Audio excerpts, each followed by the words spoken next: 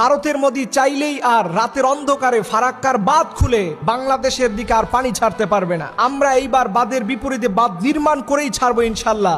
আমাদের সরকার ঘোষণা দিয়েছে ৩৫,০০০ কোটি টাকা ব্যয় করে ফারাক্কার জবাব দেওয়া হবে পদ্মা ব্যারেজ নির্মাণ করে। হয়তো ভারতের দাদাবাবুরা ভাবতেছেন যে এই প্রকল্প মনে হয় বাস্তবায়ন করতে পারবে না। মনে রাখবেন, এই প্রকল্প বাস্তবায়ন করার জন্য এই প্রকল্পের কাজ তুলে দেওয়া হবে চায়নার হাতে। আর চায়না যেই কাজ হাতে নেয় সেই কাজের মধ্যে তারা খুদ রাখে না। আমাদের প্রধানমন্ত্রীকে বলবো, আপনার যদি অর্থ সংকট থেকে থাকে আপনি শুধুমাত্র ১,৫০,০০,০০০ প্রবাসীকে একবার বলুন যে আমরা ফারাক্কার বাঁধ নির্মাণ করতে চাই, এর জন্য প্রত্যেক প্রবাসীর কাছ থেকে আমরা ১,০০০ টাকা চাই।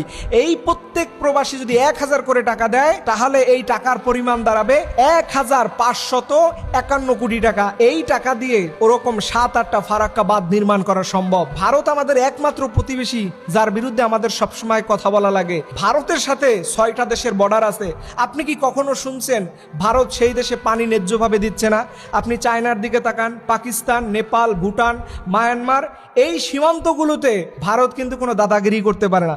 যত দাদাগিরি দেখবেন আমাদের উত্তরাঞ্চল, আমাদের বাংলাদেশের উপরে। তবে মনে রাখবেন, সারা জীবন জুলুম টিকে থাকে না। এবং এই চায়না প্রকল্প যদি সত্যিকার অর্থে বাস্তবায়ন হয় তাহলে এই দেশের প্রতি বছর ৮,০০০ কোটি টাকা লাভবান হবে। এবং এই ৮,০০০ কোটি টাকা দিয়ে মোটামুটি ৫ বছরের ভিতরে আমাদের এই ৩৫,০০০ কোটি টাকা ঋণ পরিশোধ করা সম্ভব হবে। দেখেন, সঠিকভাবে দুর্নীতি মুক্ত করে যদি এই কাজগুলো করা যায়, নিঃসন্দেহে বলতে পারি এই প্রকল্প যদি বাস্তবায়ন হয় এই দেশ জাতি সবাই আমরা উপকৃত হব। এবং দেখেন, ভারত কখন পানি ছেড়ে দেয়? রাতের অন্ধকারে, মানুষ ঘুমায় আছে। আমরা গত বছর দেখছি একটা মা বলতেছিলেন যে আমার পেটে ৯ মাসের বাচ্চা আছে, প্লিজ আমাকে একটু জাগায়া ধরুন, আমাকে একটু বাঁচান, আমি বাঁচতে চাই, আমার বাচ্চার জন্য বাঁচতে চাই। এরকম নির্মমতা আমরা প্রতি বছরই দেখি। এর জন্য এইবার সরকারকে বিশেষভাবে অনুরোধ রাখবো, সব প্রকল্প বাদ দিয়ে হলেও এইবার ফারাক্কার বাঁধ নির্মাণ করে এই ভারতের পানি আগ্রাসন থেকে আমাদের দেশকে বাঁচাইতে হবে। আল্লাহ রব্বুল আলামিন যেন আমাদের এই দেশকে যাবতীয় জালিমদের হাত থেকে আল্লাহ যেন হেফাজত করে, সকল আমিন।